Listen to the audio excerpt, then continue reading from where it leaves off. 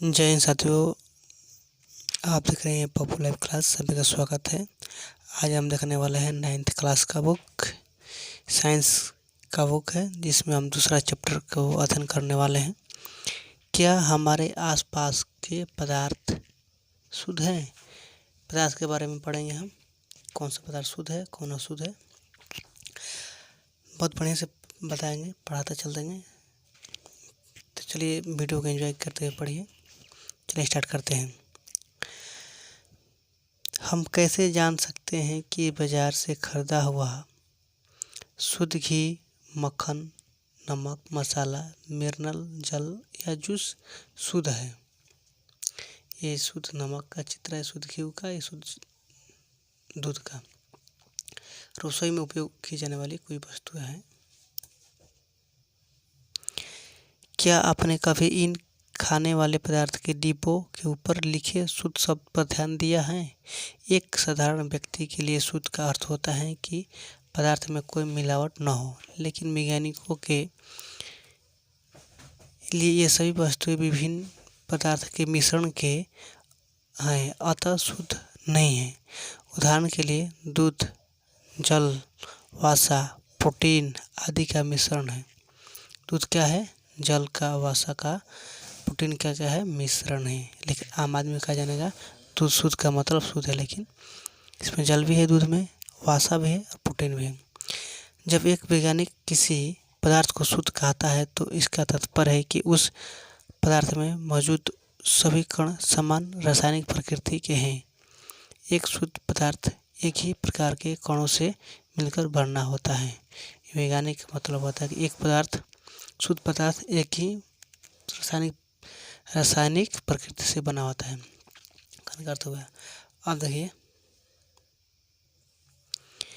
जब हम अपने चारों ओर देखते हैं तो पाते हैं कि सभी पदार्थ दो या दो से अधिक शुद्ध अवयवों के मिलने से बने हैं। उदाहरण के लिए समुद्र का जल, इससे खनिज, मिट्टी आदि सभी मिश्रण हैं। सभी में मिश्रण दो या दो से अधिक अवयव से मिलकर बना होता है, जैसे जल में, खनिज में, चाहे मिट्टी में। अब देखेंगे मिश्रण क्या है।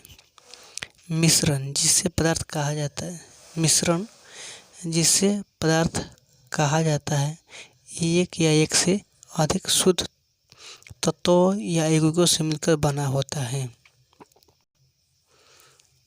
किसी पदार्थ को अन्य प्रकार के तत्वों में भौतिक प्रक्रम द्वारा पृथक नहीं किया जा सकता। हम जानते हैं कि जल में घुले सोडियम क्लोराइड का वाष्पीकरण या आसवन विधि द्वारा जल को पृथक किया जा सकता है।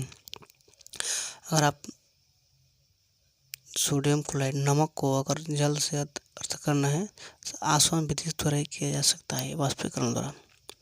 यद्यपि सोडियम क्लोराइड अपने आप में एक पदार्थ है और इसे भौतिक विधि के द्वारा इसके रासायनिक अवयवों में पृथक नहीं किया जा सकता। इसी प्रकार चीनी एक पदार्थ है, क्योंकि एक ही प्रकार का शुद्ध अवयव रखता है और इसका यौगिक समान रहता है। पेय पदार्थ और मिट्टी के एक समान कण नहीं है। किसी भी स्रोत से प्राप्त होने वाले किसी एक पदार्थ के अभिलक्षण गुण एक समान होंगे। इस प्रकार हम कह सकते हैं कि मिश्रण में एक से अधिक पदार्थ होते हैं। क्या कह सकते हैं? मिश्रण में एक से अधिक पदार्थ होते हैं। ठीक है। अब पढ़ेंगे मिश्रण के प्रकार। अवयवों के प्रकृति के अनुसार विभिन्न प्रकार के मिश्रण का निर्माण होता है। इस तरह मिश्रण के कई प्रकार होते हैं। क्रियाकलाप, एक्टिविटी देखेंगे। कक्षा अ, ब, स और द समूह में बांटा है। कक्षा है, क्लास है, इसमें अ, ब, स, द समूह में बांटा गया है। एक बीकर में जिसमें 50 ml जल और 1 चम्मच कॉपर सल्फेट के चूर्ण है। 50 ml जल लीजिए और कॉपर सल्फेट का चूर्ण लीजिए। समूह अ को दे, समूह अ ले लिया, 50 ml जल और कॉपर सल्फेट, बीकर माने बर्तन में। समूह ब को एक बीकर में 50 ml जल तथा 2 चम्मच कॉपर सल्फेट चूर्ण दें। समूह ब को क्या देना है? आपको पैरासीटामोल जल 2 चम्मच का कॉपर सल्फेट देना है। इसको 1 चम्मच, इसको 2 चम्मच। कॉपर सल्फेट और पोटेशियम परमेट या साधारण नमक का सूत्र का होता है सोडियम क्लोराइड समूह स और द को दें। कॉपर सल्फेट और सोडियम परमेट या साधारण नमक इसको देना है स और द को दें। दोनों को अवयव को पृथक पृथक मात्रा दें, दोनों को अलग अलग मात्रा में दे द का नाम इसका यह है। अब पृथक पृथक समूह के अवयवों को मिलाकर मिश्रण तैयार करें। उनके रंग और बनावट के आधार पर एक रिपोर्ट तैयार करें।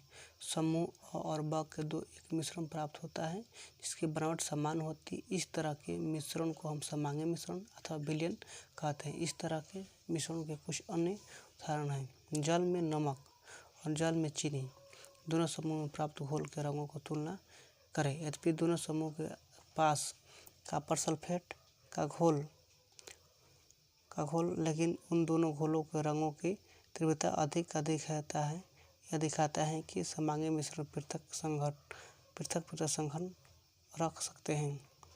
समूह स और द ने जो मिश्रण प्राप्त किया है अनेक अंश भौतिक दृष्टि से पृथक है। इस तरह के समांगी मिश्रण को विषमांगी मिश्रण कहते हैं।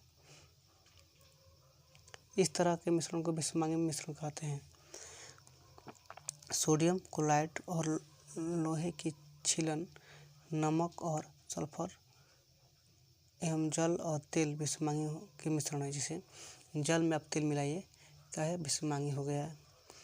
उसी जैसे मान लीजिए सोडियम क्लोराइड में लोहे के छिलके मिलाइए विषमांगी हो गया। जिसे समांगी का होगा, समांगी मिश्रण कौन सा होगा, जैसे जल और चीनी का घोल। जल में चीनी घोलिए तो क्या दूर मिल गया, समांगी मिश्रण कहेगा। और जो बढ़िया से नहीं मिलता है उसको विषमांगी कहा जाएगा। जैसे जल में तेल मिलाने पर मिलता नहीं है तो उसको विषमांगी कहेंगे। समांगी मिश्रण उसको कहेंगे जिसे जल में चीनी मिलाते हैं, जल में नमक मिलाते हैं। समांगी मिश्रण बढ़िया से मिल गया समांगी, जो ढंग बढ़िया से नहीं मिलता है उसको विषमांगी कहते हैं। क्रियाकलाप 2.2 एक्टिविटी 2.2 आइए पुनः कक्षा को 4 समूह में फिर 4 समूह में बांटा गया है। अ ब स और द कुछ सिखा रहा था। उस एक्टिविटी में क्या सीखा हम समांगी मिश्रण और विषमांगी मिश्रण कैसे कहते हैं। तो उसमें सीखे थे हम कि जो मिश्रण बढ़िया से मिल जाता है समांगी मिश्रण कहते हैं। जो बढ़िया से अवयव नहीं मिलता है उसको विषमांगी कहते हैं। जैसे विषमांगी वो हो गया जो जल में तेल नहीं मिलता है तो विषमांगी हो गया।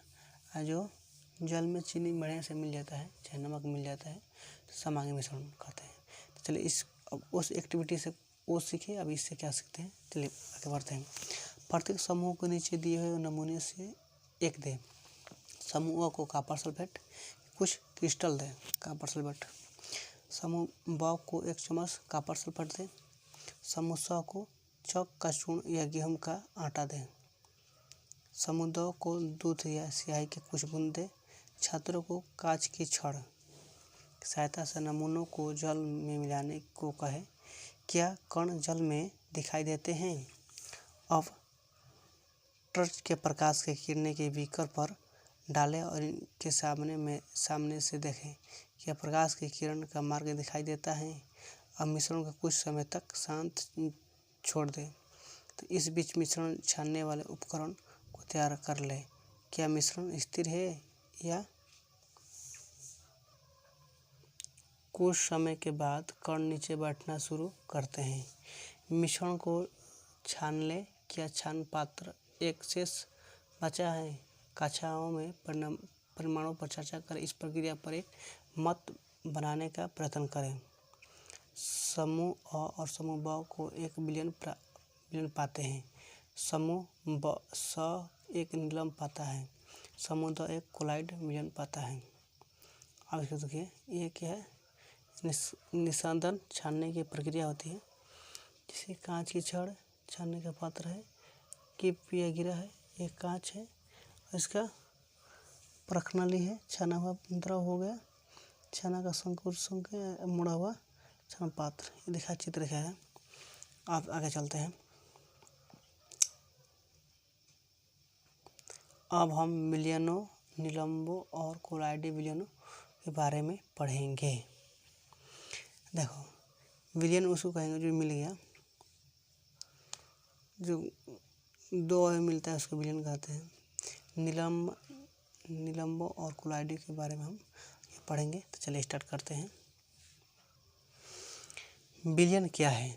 विलियन दो या दो से अधिक पदार्थों का समांगी मिश्रण है। ध्यान से देख लीजिए, विलियन दो या दो से अधिक पदार्थों का समांगी मिश्रण है। आप प्रतिदिन बहुत प्रकार के विलियनों को देखते होंगे। नींबू जल, सोडा जल आदि विलियन का उदाहरण है। विलियन उसी को बोलेंगे दो या दो से अधिक पदार्थों को समांगी मिश्रण। समांगी मिश्रण उसको विलियन बोलेंगे। जैसे जल में नींबू, जल में सोडा, तो क्या है, विलियन है। प्राय हम एक विलियन को ऐसे तरल पदार्थ के रूप में विचार करते हैं जिसमें ठोस, द्रव या गैस मिले हों। जैसे विलियन को ऐसे सोच रहे कि विलियन ऐसे भी हो सकता है ठोस, द्रव या गैस मिले हो, तीनों मिला हुआ इसमें। लेकिन प्राकृतिक में ठोस विलियन मिश्र धातु और गैसीय विलियन वायु में भी होते हैं। एक विलियन के कणों में समांगिता होती है। उदाहरण के लिए नींबू जल का स्वाद सदैव समान रहता है। नींबू जल का स्वाद एक बराबर रहता है। यह दर्शाता है कि इस विलियन में चीनी और नमक के कण समान रूप से वितरित है। जैसे नमक, चीनी जल में मिलाते हैं तो सबके बराबर आता है। जैसे मान लीजिए आप जल में नमक मिलाए एक बार, फिर दूसरा जल में फिर एक बार चीनी मिलाएं, जब दोनों घुल जाएगा, आप उसको देखेंगे तो दोनों एक बराबर आप इसको पिएंगे तो एक बराबर स्वाद मिलेगा। ये नहीं होगा कि कहीं कम चीनी मिला हुआ है तो कहीं कम ज़्यादा, एक बराबर पूरा विलियन मिला रहेगा। तो उसी को बोल रहा है कौन समान विस्तृत होता है। आप चलते हैं, इसको पढ़ते हैं। मिश्र धातुएं, ये धातुएं के समांगी मिश्रण होते हैं जिन्हें भौतिक क्रिया अवयवों में पृथक नहीं किया जा सकता, लेकिन फिर भी मिश्र धातुओं को मिश्रित माना जाता है क्योंकि अपने घटकों के गुणों को दर्शाते हैं और पृथक संगठन रखते हैं। उदाहरण के लिए पीतल, जिंक लगभग 30% और कॉपर 70% का मिश्रण होता है। पीतल में जिंक 30% होता है और कॉपर में 70%।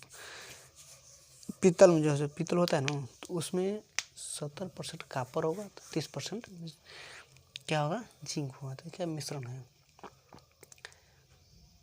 अब देखें, इसको पढ़ेंगे।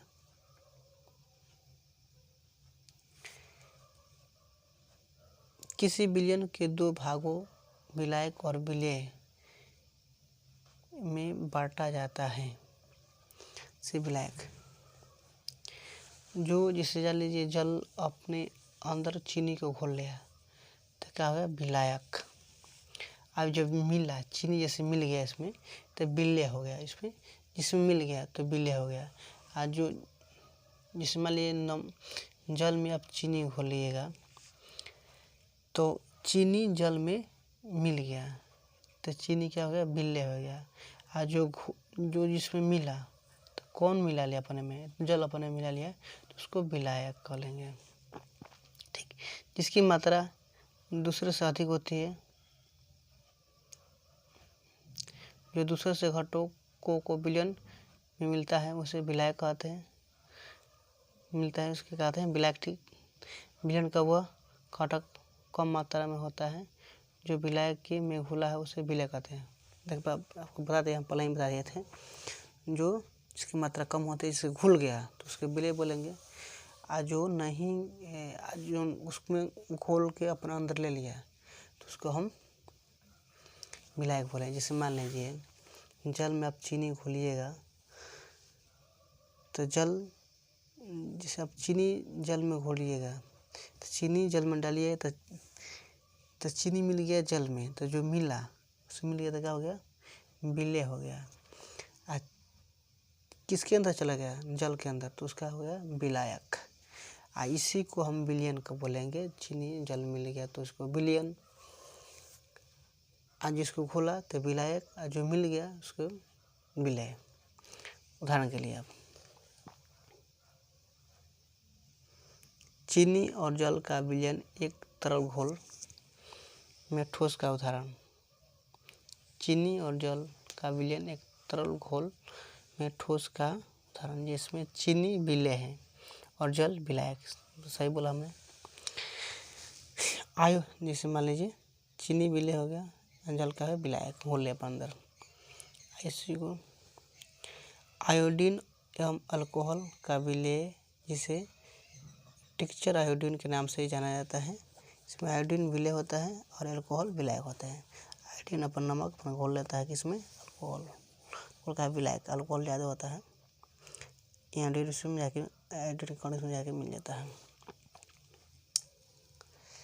वायुयुक्त पेय जैसे सोडा जल, कोक इत्यादि तरल विलयन में गैस के रूप में है।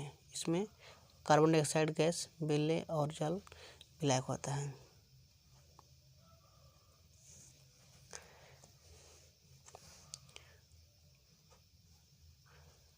वायु गैस में गैस का विलयन यह मुक्त दो घटकों ऑक्सीजन 21% और नाइट्रोजन समांगी मिश्रण है। नाइट्रोजन को देखिए, इसमें वायु में गैस का मिश्रण, गैस में गैस का विलयन, तो ऑक्सीजन ने कहा 21% और 78% नाइट्रोजन, तो क्या होता है, समांगी मिश्रण, गैस में गैस का विलयन हुआ है। वायु का विलायक कहा जाता है। वायु में दूसरी गैस बहुत कम मात्रा में उपलब्ध होती है। हम विलयन के गुण पढ़ेंगे। विलयन के गुण, विलयन एक समांगी मिश्रण है। विलयन के कण का व्यास 1 नैनो 10⁻⁹ मीटर से भी छोटे होते हैं, इसलिए वे आँख से नहीं देख सकते हैं। विलयन के कण नहीं हम देख सकते हैं। अपने छोटे आकार के कारण विलयन के कण गुजर रही प्रकाश की किरण को फैलाते नहीं, इसलिए विलयन में प्रकाश का मार्ग दिखाई नहीं देता है। छानने की विधि द्वारा विलय के कणों को विलयन में से पृथक नहीं किया जा सकता। विलयन को शांत छोड़ देने पर विलय के कण नीचे बैठ जाते हैं, अर्थात विलयन अस्थायी हो जाता है। जैसे मान लीजिए किसी को छान दिए, तो विलयन मिलाया नहीं निकल रहा, इसको अंदर विलय है, और अगर स्थिर हो जाएगा तो नीचे जाके बढ़ जाता है।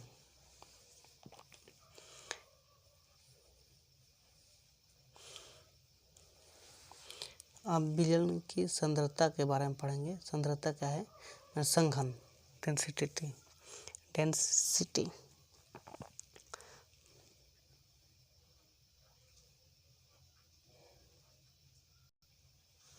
विलयन की सांद्रता क्रियाकलाप 2.2 में हमने देखा है कि समूह अ और समूह ब के पास एक ही पदार्थ के विभिन्न अभाव के रंगों का विलयन है।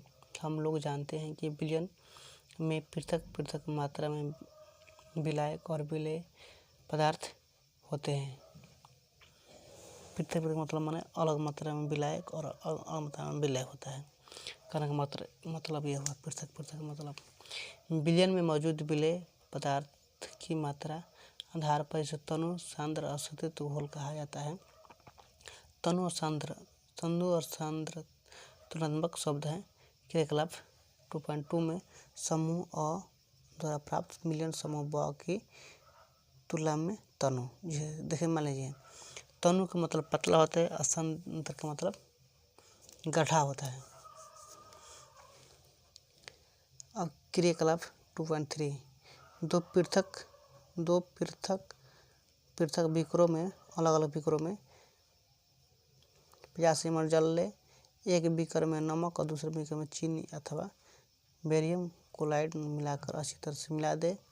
जब विलेय पदार्थ को अधिक न घुले तब बीकर को गर्म करें। विलेय पदार्थ को पुनः मिलाना शुरू करें।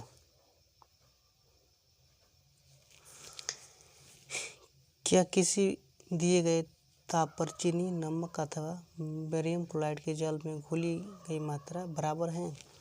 किसी भी निश्चित तापमान पर उतना ही विलेय पदार्थ घुल सकता है जितने की विलेय की क्षमता होती है। हाँ, जितने घुलने की क्षमता वही ज़्यादा नहीं घुलेगा, क्षमता कैपेसिटी के अनुसार। दूसरे शब्दों में दिए गए निश्चित ताप पर यदि विलयन में विलेय पदार्थ नहीं घुला तो उस संतृप्त विलयन कहते हैं। जो नहीं घुला, जिसे विलयन में आप घुलाना चाहते हैं लेकिन घुला ही नहीं, उसको संतृप्त विलयन कहते हैं। विलेय पदार्थ की वह मात्रा जो इस ताप पर संतृप्त विलयन में उपस्थित है इसकी घुलनशीलता कहलाती है। यदि एक विलयन में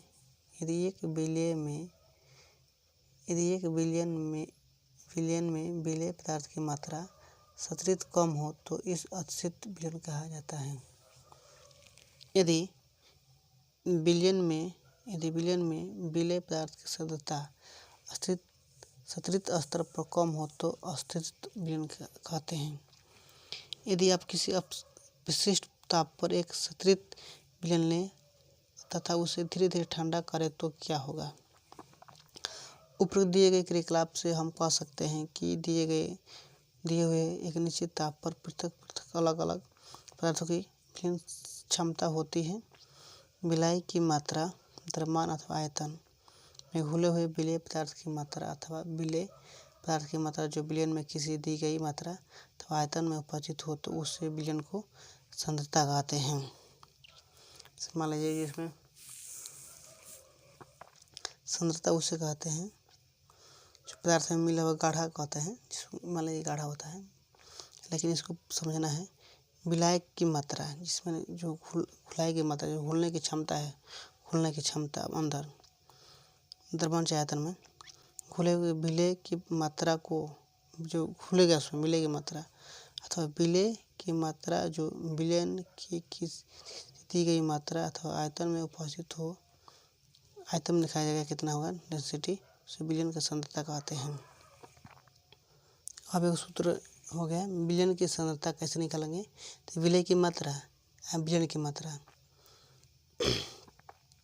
मान लीजिए विलयन हो गया 10 लीटर, विलेय कितना हो गया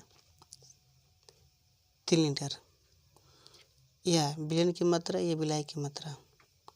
विलयन की सांद्रता दर्शाने की बहुत सी विधि है, लेकिन हम यहाँ सिर्फ 2 विधियों के बारे में चर्चा करेंगे।